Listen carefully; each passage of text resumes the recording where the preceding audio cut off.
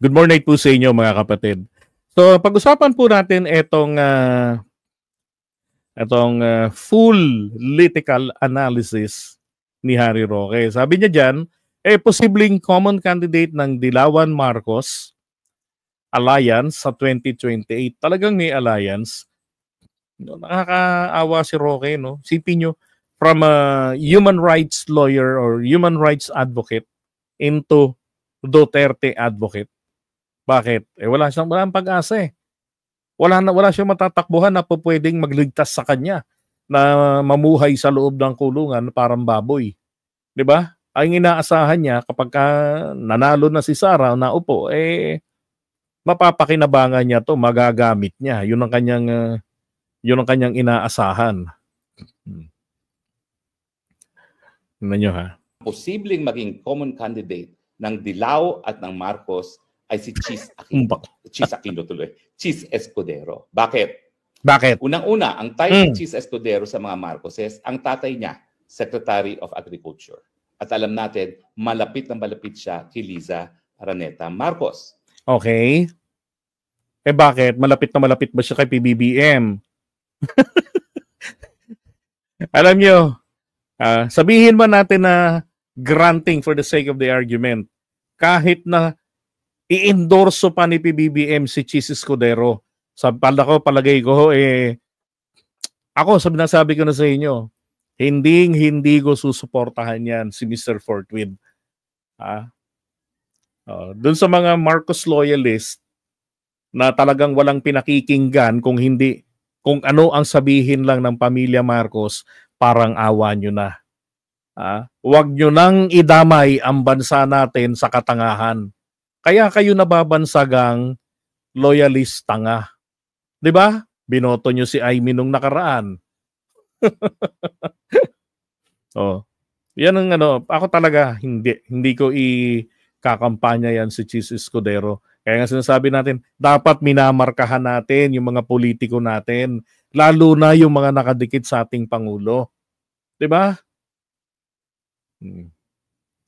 Kaya tuloy nangyayari, lumalaki ang ulo nila. Tingnan nyo, lumala yung korupsyon sa administrasyon ng PBBM. Kasi nga po todo protekta tayo. Hindi natin sila kinakana. Pag meron po muna sa kanila, aawayin. Mali yun. Tama na yung Duterte time. Lumala rin ang korupsyon doon dahil po natakot ng mga media na magsalita. Dahil hindi na sila tinatangkilik ng mga mamamayan. 'Di ba? Yung mga fake news vloggers, yun ang namayagpag noon. Yun na yung pinaniwalaan.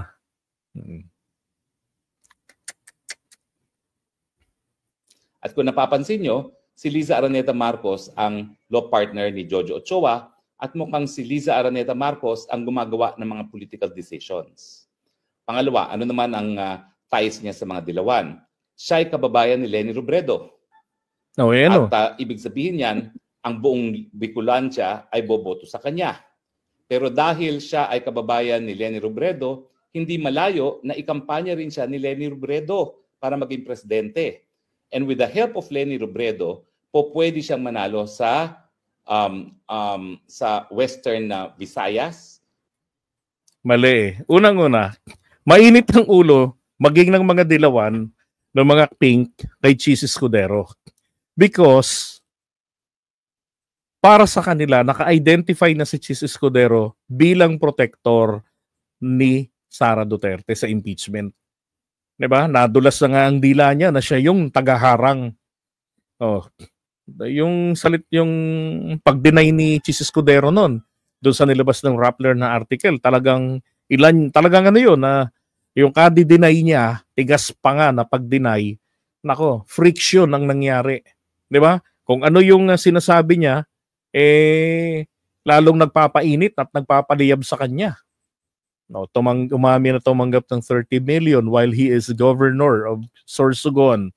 Tapos since campaign fund pala yun, labag yun. Bawal yung mga kontraktor na mag-donate at tumanggap yung mga politiko sa mga government contractors. So dalawa na. 'Di ba? Marami ng grounds talaga para masipa sa pwesto si Chis Escudero. Hindi rin susuportahan si Cheese ng mga ng mga dilawan ng mga kakamping. Boma Labs. Yung Iloilo at Negros na baluarte ng mga dilawan at yung mga lugar sa Luzon gaya ng Pangasinan, Batangas, Laguna, and Quezon na malakas ang mga dilawan. So pag nakuha yan ni Cheese, yung karamihan ng Balance Luzon at malaking bulto ng Metro Manila, ang Bicol Region at ang Northern Luzon na baluarte pa rin ng mga Marcoses, sa tingin ko malakas ang tsansa na makalaban kay Inday Sara Duterte. Pero siyempre, yan ay isang uphill battle. Ang problema sa mga supporters ni Tatay Digong at saka ni Inday Sara Duterte, ang layo pa nga ng 2028. At ang nakaupo ay ang mga Marcos. So, meron pa silang 2 pang budget na ipapasa na pwedeng gamitin laban kay Inday Sara Duterte. At bagamat nakaupo si Inday Sara Duterte, kung ikukumpara mo ngayon ang budget ni Inday Sara Duterte sa budget ni Leni Robredo, ang laki ng liit. So ibig sabihin, hindi rin magamit ni Inday Sara Duterte ang budget niya as Vice President para mangampanya for 2028. Huli. Kita nyo gaano kakorrupt ng mga DDS, ano? So yung national budget o yung office budget gagamitin sa pangangampanya. At masama ang loob ni Harry Roque kasi hindi magagamit ni Sara yung pondo ng kanyang gobyerno.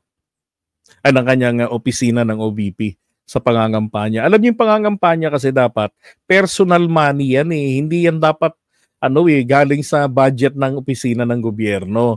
Huling-huli ha, Harry Roque. At ang problema nga niya, nakakulong ang tatay niya.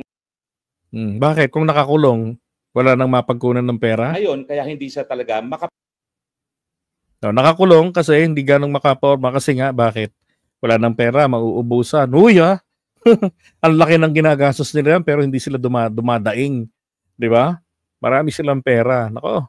Pero wala, sablay tong sinasabi ni Harry Roque dahil ako tingin ko talaga imposibleng suportahan ng mga dilawan, ng mga kakamping si Cheese Escudero. Dahil diyan sa ginawa niya na paghaharang niya diyan sa impeachment, yung 4th with niya, pala yun, na 4th month pala. yung action na gagawin niya. Diba? Mas inavail niya yung another definition na pwedeng may delay ang 4th with basta reasonable yung delay. Mas pinili pa ni Cheese yung la mierda ng mga kanila at ng mga kasama niyang senador kaysa gampanan yung trabaho para sa bayan. Di mo nakita pagbalik nila, nagkukumahog, meron silang mga panukalang batas na dapat na maipasa bago sila mag-adjourn sinidye. Na dapat sana inihingi na ng special session kay PBBM, di ba? Noong February para tuloy-tuloy nilang nagawa yung trabaho.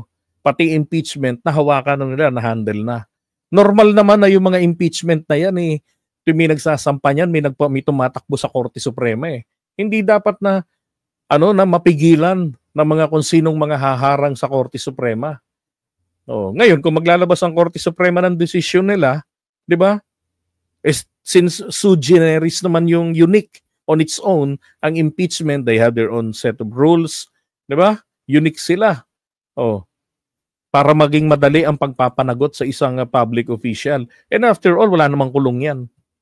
Dadalhin pa rin sa totoong korte para kasuhan at mapakulong. Ay nako. Kaya sa mga Marcos supporters, sa mga loyalist, ako naniniwala na posible po talagang pag inendorso din na PBBM, ni na Amy, si Cheese Escudero, susuportahan ng ibang mga Marcos loyalist yan. Lalo na yung mga sinasabi ko nga ng mga loyalista nga. Okay, yung mga solido, wala nang pinapakinggan, wala nang ibang para sa kanila Diyos ang mga Marcos. Kung ano yung apelido, kung ano yung sinabi, yun ang susundin. Kahit pakainin sila ng tae, kakainin nila. May nakausap na akong ganyan. Basta Marcos. Ganun. Wala kaming pakialam, mapabobo man, matalino. Mas maganda kong matalino, pero kahit bobo, basta apelidong Marcos. Basta in-endorse ni Madam Imelda. boboto namin. Sabi ko, ano kayo, para kayong Iglesia ni Cristo? Kung malala na kayo, ako. Eh, nako. May mga ganyan eh. Meron pa nga ako nakita niya somewhere in Tondo. Alam nyo ba, tinuturing nila si Apo Lakay na Diyos. Patron nila. Tapos pang, ano pa yun napuntahan namin nun, bahay pa ng dating punong barangay sa Tondo. Babae. Oh. Kasama ko nun si Go Philippines, sina Ate Melvi, sina Chia Laron, Marson. Yung grupo namin ng Goldfish. Yun ang si Mima Alicia. Kaya nagulat kami, labas si Mima Alicia, si Sniper kasama namin. Ano ba itong napuntahan natin? Kulto to Oo nga kako eh.